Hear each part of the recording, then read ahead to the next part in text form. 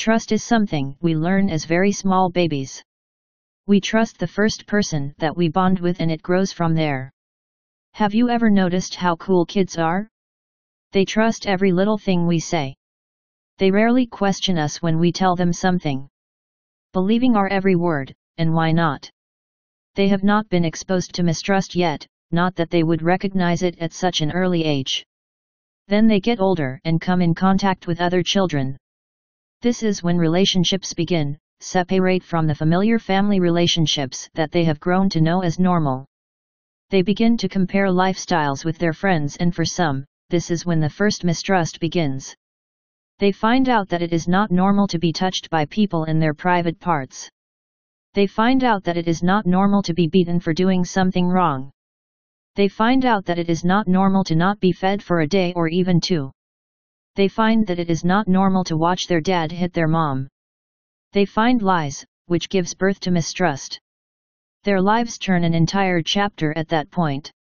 They grow up somehow, suffering through the pain and loneliness of living with mistrust.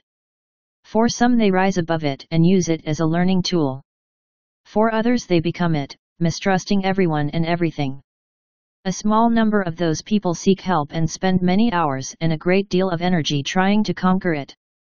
Then we have our jobs. We trust immediately anyone that has been there longer or that comes off as knowing more than us. We trust our bosses and our co-workers. It is natural to trust as if we were babies all over again. With any new venture we yearn to trust. When we first fall in love, what is that saying? Love is blind. Ha! Now that's funny, because it really is blind. We trust so instantly and genuinely that we potentially set ourselves up for the biggest fall in our lives. Why is that? Is it because we are so driven by nature to want to trust someone? Or is trusting someone just a happier, easier way of life? Once a trust is breached, it creates a scar that has its own heart and never goes away. We just learn to ignore its beat. We try to reorganize our minds and put it on the farthest burner we have. Some of us can do just that, while others cannot. For them life is not so easy. They find themselves thinking, should I trust or not? It's like they have to find proof and reason to trust, because their minds already mistrust. This is similar to the term guilty until proven innocent. For anyone out there that can relate to that, and I am sure there are many of you that do just that, life is hell. If, let's say we love someone and they tell us one thing, and we keep getting mixed signals that stir up our mistrust thoughts, where do we go with that? Books tell us that we are to trust the ones we love and that's it. And then, if our trust gets breached, and only then, can we be accurate with our mistrust. Blah I say. Oh, and we're also told at the same time to trust our gut feelings. Okay, I admit confusion here. I know this subject is really going to cut like a knife for some people and I will apologize now, but we have to deal with the reality of our lives. How else are we going to tackle our insecurities and get stronger? Our goal is to have a somewhat happy life. One that we can talk about to our grandchildren. We have to open our eyes and know what is going on in our worlds. If your relationship has had a breach of trust or if you have experienced mistrust earlier in your lives, then you already have a reason to feel insecure. Now that you know that, you can start to build up on that. Now you need to identify the exact core of it and toss it. It's old news and it's over. Start a whole new life as if being born again, for lack of a better phrase. I hear you already saying, easier said than done. I totally agree, but how many times have I said, anything worth having, does not come easy? The answer is many. Life is not easy. We have to earn all our happiness. I have noticed, and I am guilty of this myself, that we are waiting for our lives to be happy.